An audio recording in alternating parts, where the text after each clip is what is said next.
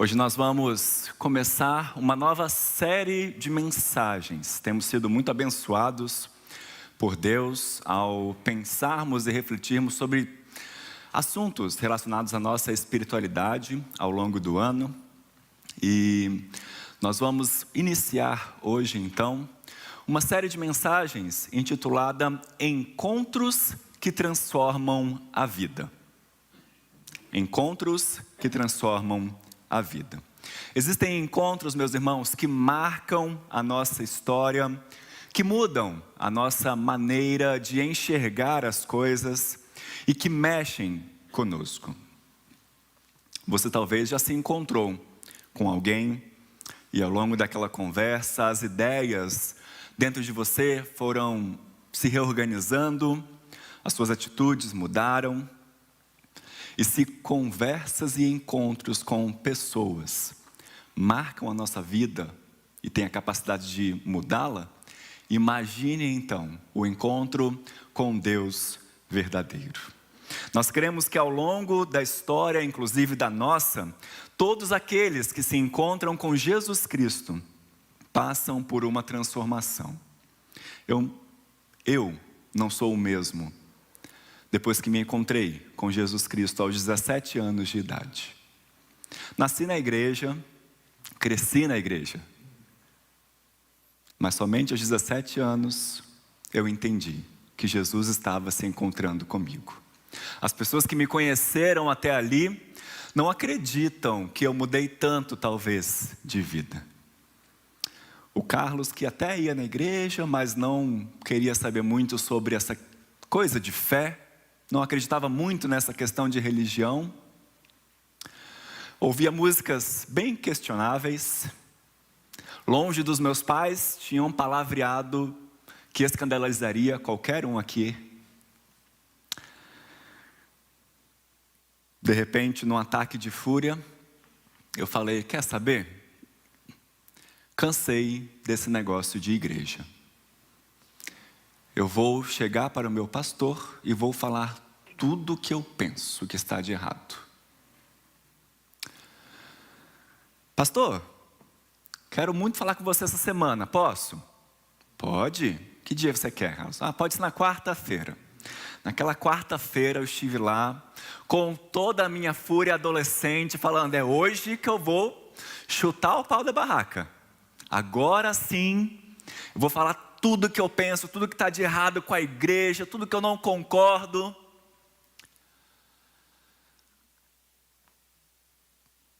E lógico, eu, na minha inocência, esqueci que quando a gente está preparado para falar o que quer, a gente também tem que estar preparado para ouvir o que não quer.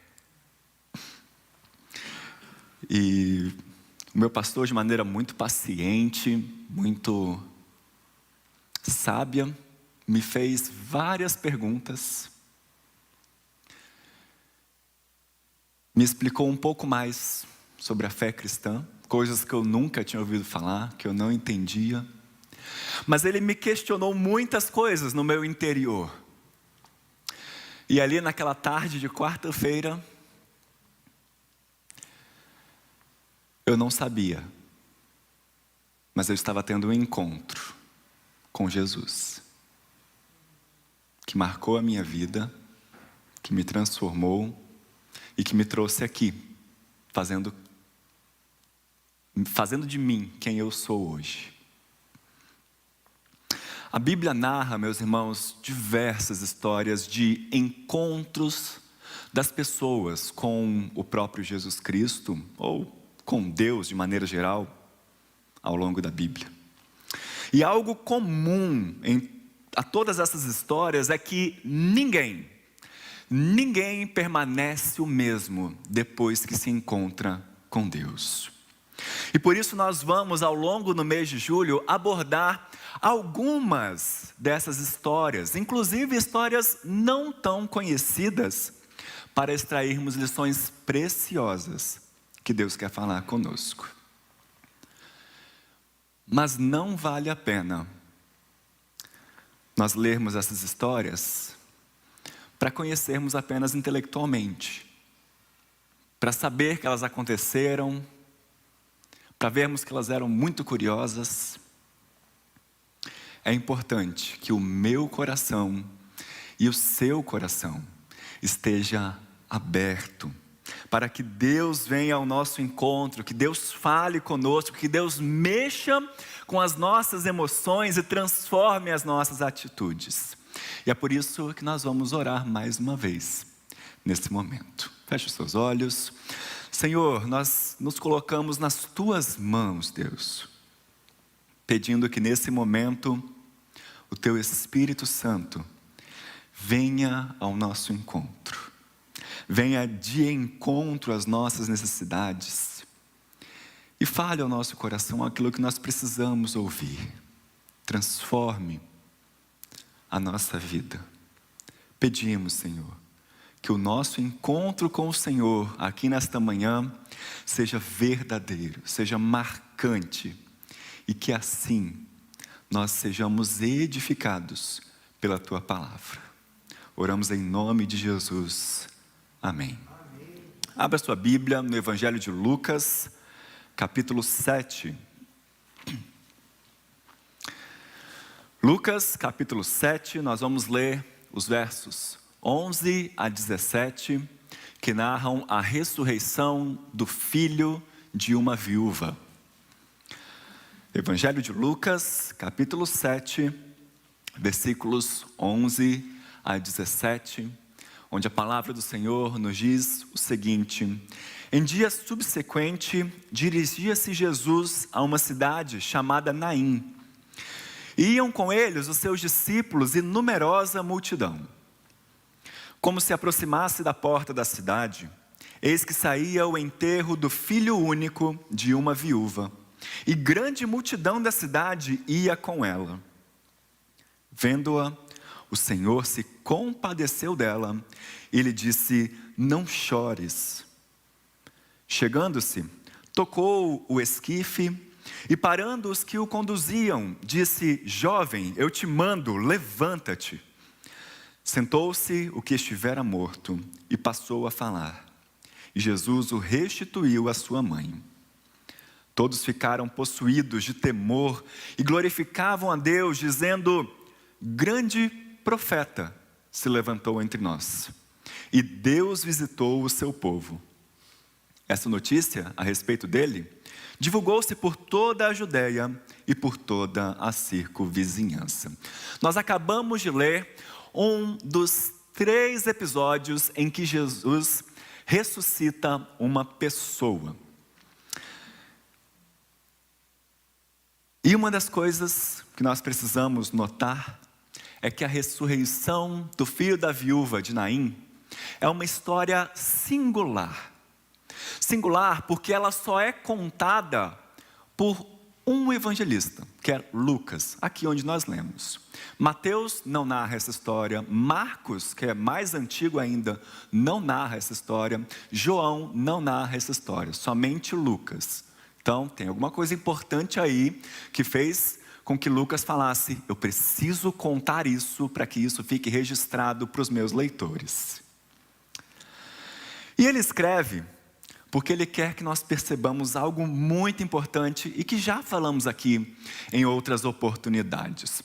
Lucas está lembrando que Jesus Cristo vem inaugurar, vem lançar as bases e o fundamento para o reino de Deus, uma nova era na história da humanidade em que as coisas estão diferentes, as coisas são transformadas, em que a ação de Satanás, a ação do pecado e as consequências do pecado começam a ser redimidas, começam a ser limitadas pelo poder maravilhoso do nosso Senhor. Através de Jesus, o reino de Deus está em ação na história, e o autor mostra isso seguindo uma grande narrativa, fazendo um crescendo em todo o contexto que nós estamos lendo aqui, meus irmãos. Por exemplo, se você olhar para o capítulo 6 e ler o capítulo 6, você vai ver ali Lucas narrando Jesus ensinando os valores do reino de Deus para os seus discípulos, para uma multidão, pregando o evangelho ali. No início do capítulo 7, nós temos uma narrativa de cura. E agora, quando nós lemos, uma narrativa de ressurreição. E esses três momentos, o ensino, a cura e a ressurreição, vão culminar numa informação muito importante para o evangelho de Lucas. A partir do versículo 18 do capítulo 7, nós lemos que João Batista manda os seus discípulos perguntarem para Jesus: Jesus, é você mesmo aquele que haveria de vir? Ou nós temos que esperar mais um tempo, esperar mais alguma coisa? E então o que é que Jesus responde? Olha, fala uma coisa para João Batista. Vocês estão vendo que o evangelho está sendo pregado. Vocês estão vendo que os doentes estão sendo curados. Vocês estão vendo que os mortos estão sendo ressuscitados. O reino de Deus chegou. Em outras palavras, sim, Jesus é aquele que eles estavam esperando. O Messias prometido no Antigo Testamento, que restauraria todas as coisas. E onde o reino de Deus chega, onde o Messias chega, ele transforma aquela realidade. Por isso nós vamos olhar para a história da viúva de Naim e da ressurreição de seu filho e vermos como Jesus transformou a sua realidade. Os primeiros versos nos dizem que Jesus, certa vez, foi a uma cidade chamada Naim, provavelmente ali a mais ou menos 10 quilômetros de Nazaré, cidade de onde Jesus era conhecido, e ia com ele seus discípulos e uma numerosa multidão. E assim que eles estavam entrando na cidade, então veja isso aí na sua mente, uma multidão entrando numa cidade, vinha saindo da cidade uma outra multidão. O enterro do filho único de uma viúva. Saber esses detalhes é muito importante para que nós possamos entender e nos colocar no lugar daquela viúva. Porque, meus irmãos, nós temos passado por isso nesses últimos meses. A morte é algo trágico para qualquer pessoa. Mas aqui nós temos o trágico intensificado. A morte do filho de uma viúva, enquanto ela ainda estivesse viva, era considerável não só terrivelmente trágica, mas era considerado quase que uma maldição para aquela viúva. Porque a partir dali, ela passaria a depender da caridade do povo para o seu sustento. Então notem que aquele enterro, aquele esquife, carrega não apenas o corpo do seu filho, mas também o seu futuro, a sua esperança, a sua alegria. Aquela viúva, a partir dali, estaria sozinha, sem sustento e sem alguém para continuar a sua linhagem. Naquela época, nos enterros, a mulher que havia perdido o filho caminhava à frente do corpo. E então, foi ela, a primeira pessoa que Jesus viu quando estava entrando em Naim. E o versículo 13 é um versículo central nessa história. Vendo-a, o Senhor se compadeceu dela e lhe disse: não chores. Primeira coisa que você precisa notar aqui é que essa é a primeira vez no Evangelho de Lucas em que o próprio Lucas, o narrador, chama Jesus Cristo de Senhor. E não se engane, meus irmãos. Para variar, eu falando aqui que nada na Bíblia foi escrito por acaso. Lucas não está procurando um sinônimo. Eu não quero repetir a palavra Jesus, deixa eu colocar Senhor aqui para ver se serve, para ver se é melhor, para os meus leitores não se cansarem. Não. Ele usa a palavra Senhor de propósito. Porque Senhor é o nome pessoal de Deus no Antigo Testamento. E para um judeu, somente Deus tinha poder sobre a vida e a morte. Somente Deus tem a capacidade de ressuscitar alguém. Somente Deus pode trazer alguém à vida. Então, chamando Jesus de Senhor, Lucas já está adiantando que algo grande vai acontecer, algo que somente Deus pode fazer vai acontecer. Ele está preparando os seus leitores para que eles se surpreendam. E de igual forma, meus irmãos, o texto nos diz que Jesus se compadeceu daquela viúva. Assim como essa é a primeira vez que Lucas chama Jesus de Senhor, essa aqui, na verdade, é a única vez que Lucas diz que Jesus se compadeceu de alguém. Se você olhar todo o Evangelho, não tem mais essa expressão, Jesus se compadeceu. É somente aqui nessa história.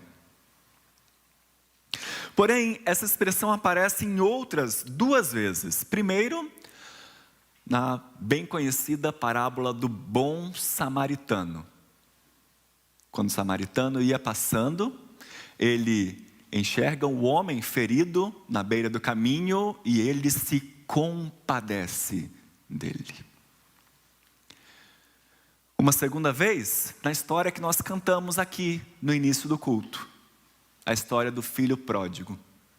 Quando o filho mendigo resolve voltar para o seu pai arrependido, e o seu pai ainda no portão enxerga o seu filho lá longe, ele se compadece do seu filho. E então vai ao seu encontro. Nós temos então histórias que estão ligadas por essa expressão. A compaixão do Senhor.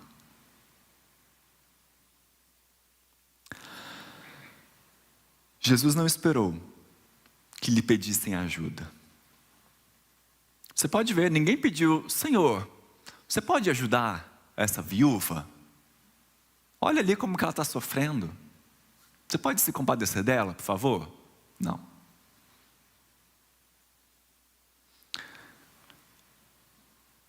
O Senhor Jesus contemplou aquela viúva chorando e com certeza conhecia, sabia quais eram os seus sentimentos, porque ele mesmo havia nascido de uma mulher.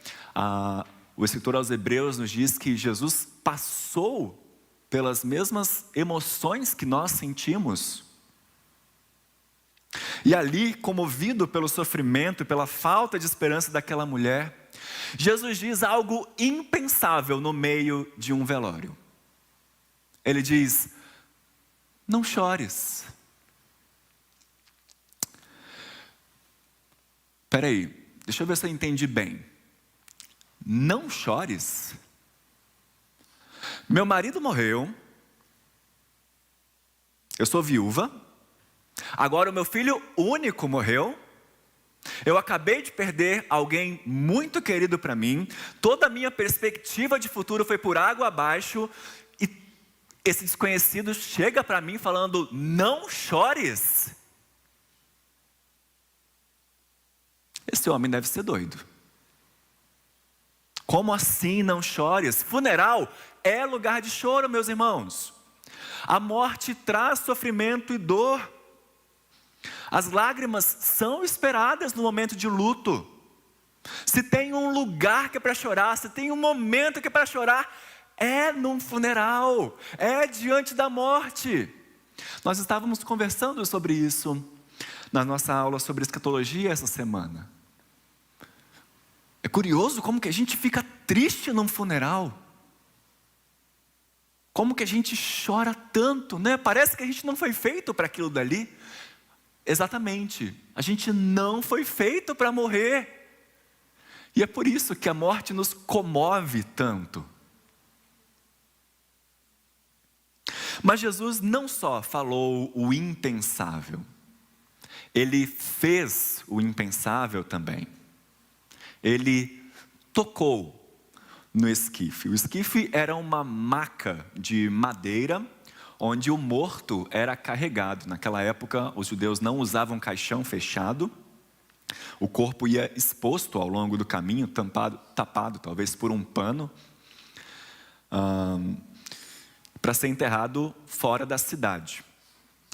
Porém, meus irmãos, ao tocar naquele esquife, Jesus estava, na teoria, contraindo o pior tipo de impureza ritual para um judeu.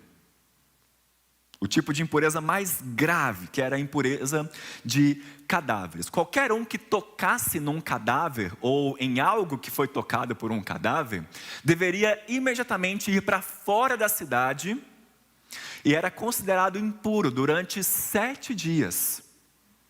E deveria ficar 7 dias longe de tudo e de todos até se purificar. Mas nós percebemos aqui uma inversão. Porque Jesus não se torna impuro ao tocar naquele morto. Não é o cadáver que tem influência sobre Jesus. Pelo contrário, é Jesus quem tem influência sobre o que toca. E o morto volta à vida. As trevas, de repente, se transformam em luz. A morte foi derrotada pela vida. E a tristeza que estava tão dominante naquele momento trágico, foi substituído por alegria e por espanto. Mas note também, no versículo 16, que nada mais é dito sobre a viúva. Nada mais é dito sobre o filho dela, que acabou de ressuscitar. Agora, nós assumimos o ponto de vista da multidão. Verso 16, todos ficaram possuídos de temor e glorificaram a Deus, dizendo: grande profeta se levantou entre nós, e Deus visitou o seu povo. Aquilo que estava acontecendo era extraordinário. Quem estava ali provavelmente nunca tinha visto um morto ressuscitar, assim como também não é tão comum para a gente ver. A última vez que eles ouviram falar sobre um morto ressuscitando, foi quando eles leram ou ouviram a história ou as histórias dos profetas Elias e Eliseu, lá no Antigo Testamento. Porque esses 2 profetas foram utilizados por Deus para ressuscitar pessoas. Curiosamente falando, para ressuscitar filhos também. E a história que Lucas nos conta aqui, tem muitas semelhanças, muitas expressões semelhantes com o episódio em que Elias ressuscitou o filho da viúva de Sarepta, como conta o primeiro livro dos Reis, capítulo 17. Inclusive, nessa história de Elias, existe essa mesma expressão que a gente viu no versículo 15. O filho foi restituído à sua mãe. E é por isso que imediatamente aquela multidão associa as histórias e dizem: grande profeta se levantou entre nós. Preste atenção aqui, que daqui a pouquinho eu vou falar qual é o problema da multidão falar que grande profeta se levantou entre eles. Eles deixam de perceber um contraste gritante. Elias demorou para ressuscitar o filho da viúva de Sarepta. Ele orou, se deitou sobre aquele filho 3 vezes. Aqui, apenas com um toque e uma palavra, Jesus faz com que esse rapaz volte a vida. E aquele encontro com Jesus, com certeza, mudou para sempre a vida daquela viúva. A esperança voltou a brilhar no seu coração. O choro, que era doído, foi trocado por uma alegria indizível. As vestes de luto foram deixadas para trás. Quais lições desse encontro nós podemos tirar para a nossa vida, meus irmãos? 5 rápidas lições simples também para nós.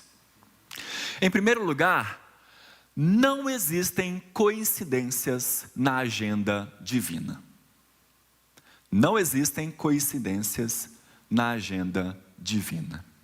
Aquele poderia até ser somente mais um dia para a multidão que seguia Jesus, apenas mais uma caminhada para os seus discípulos, apenas mais um sepultamento para os cidadãos de Naim.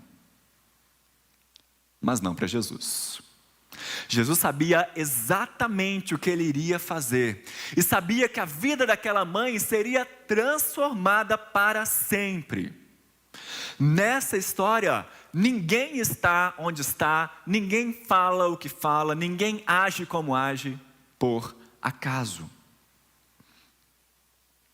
Tudo faz parte do plano maravilhoso de Deus para mostrar que o seu reino chegou e foi estabelecido. Por isso, meu irmão e minha irmã, não ache que esse é apenas mais um culto que você está participando. Não ache que esse é apenas mais um culto que eu estou assistindo pela internet, que por acaso houve um problema em nosso equipamento. Jesus quer se encontrar com você hoje. Ele quer mudar a sua vida, a sua história. Esteja aberto para o que Ele quer falar com você. Em segundo lugar, Jesus se compadece de nós. O nosso Senhor Jesus Cristo nunca muda. Ele é o mesmo ontem, hoje e para sempre. E Ele é tão compassivo hoje quanto quando Ele esteve na terra, quando Ele tomou essa atitude com o filho da viúva. A palavra de Deus diz que Ele vive sempre para interceder por nós. E nós devemos guardar essa verdade em nosso coração, nos sentir fortalecidos, porque não existe um amigo, um consolador que possa ser comparado a Cristo. Em todos os nossos dias de aflição, que são muitos, aliás, nós devemos recorrer a Jesus Cristo, o Filho de Deus, para obtermos consolação. Ele jamais falhará, jamais falhou, jamais nos desapontará, jamais vai se recusar a mostrar interesse pelas nossas tristezas. Ele continua vivo e disposto a receber todos aqueles que se achegam a Ele com os seus corações exaustos, todos aqueles que o buscam pela fé. Jesus nos vê em nossa aflição e em nossa dor. Ele sabe o que nós estamos passando, Ele conhece a nossa realidade, se identifica conosco em nosso sofrimento. Jesus enxerga a nossa dor, Ele se compadece de nós em nossa aflição e estanca as nossas lágrimas, nos devolve a esperança. Em terceiro lugar, bem parecido com esse segundo tópico que eu acabei de falar, Jesus se compadece de nossa família. Eu quero que você note como em toda a Bíblia, de Gênesis a Apocalipse, Deus trabalha a restauração de laços familiares. No Antigo Testamento, tanto na história de Elias como de Eliseu, os filhos foram ressuscitados dentre os mortos e devolvidos à sua família. Durante seu ministério aqui na terra, Jesus ressuscitou a filha de um líder da sinagoga e a entregou a seus pais. Lázaro foi ressuscitado e foi devolvido à comunhão de amor com as suas irmãs. Nesse relato, nós lemos que Jesus devolveu o filho que antes estava morto, vivo, à sua mãe. Em outros termos, meus irmãos, nunca se esqueça disso. Deus ama a família. Deus ama a nossa família.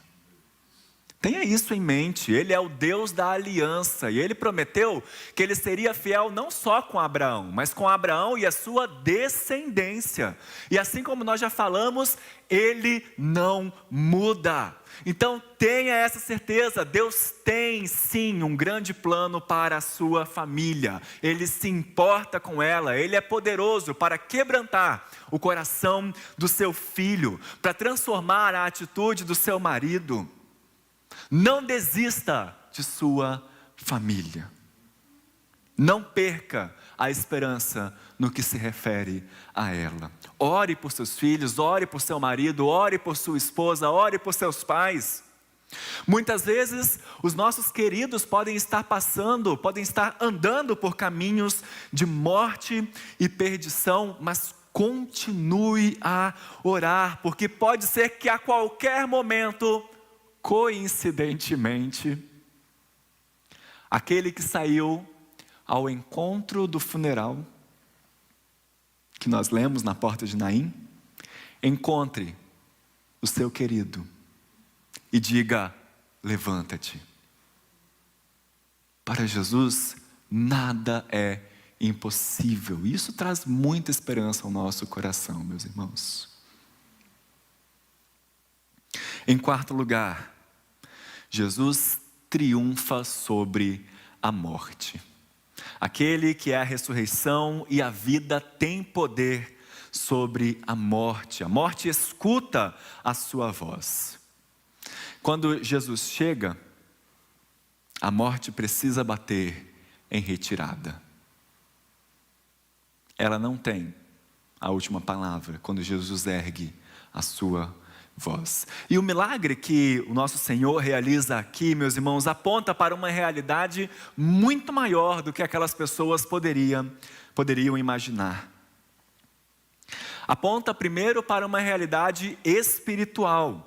Paulo escreve que nós estávamos mortos em nossos delitos e pecados, mas Deus, pela sua graça, pela sua misericórdia, nos trouxe a vida através de Jesus Cristo, nosso Salvador e Redentor, aquele que trouxe à luz a imortalidade. E nós devemos louvar ao Senhor por isso, porque não depende de nós.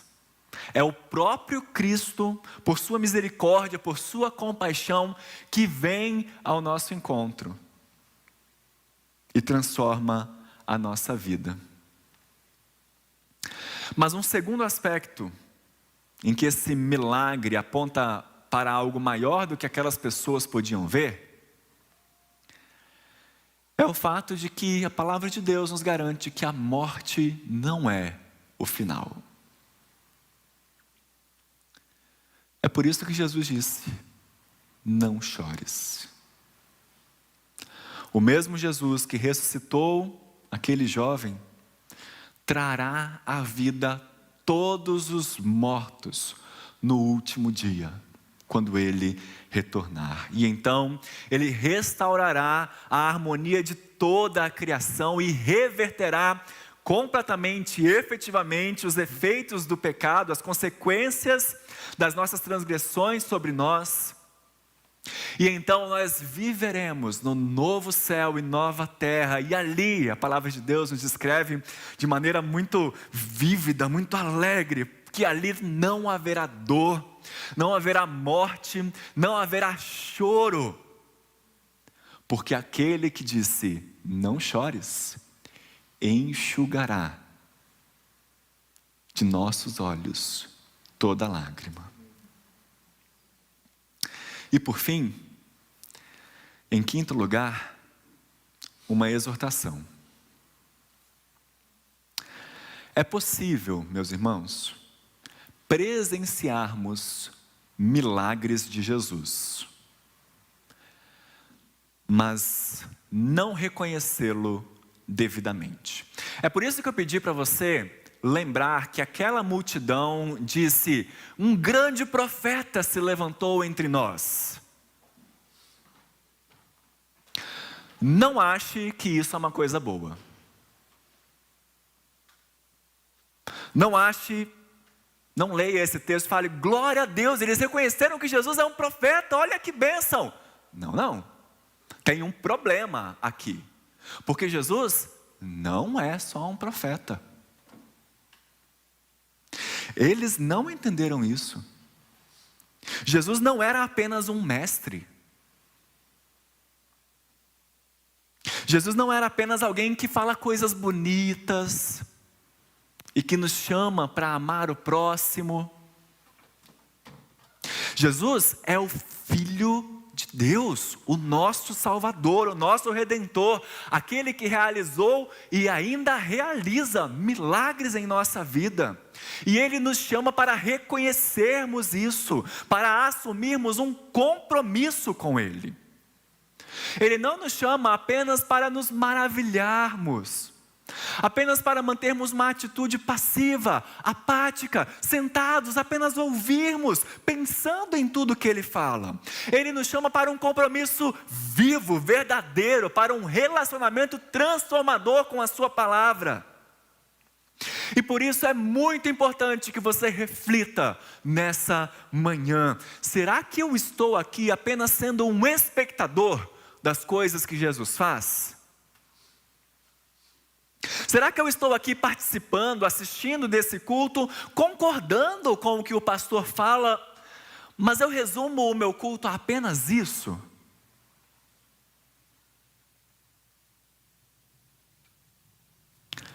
Jesus te chama para um compromisso com Ele.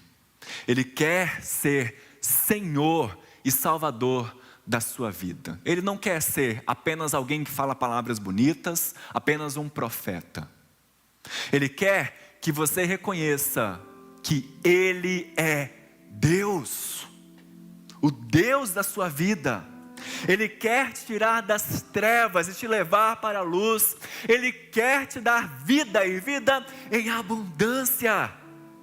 Por isso, entregue-se a Ele nessa manhã, volte-se para Ele, reconheça Jesus Cristo como seu Senhor e Salvador, como o Filho do Deus vivo, como o seu Redentor.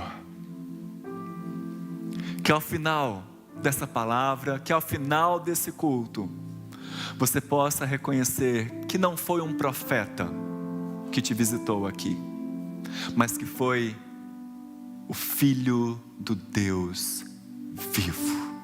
E quando Deus nos visita, quando Deus se encontra conosco, a nossa vida inteira muda. Que a sua vida seja marcada pelo encontro com Deus. Deus te abençoe.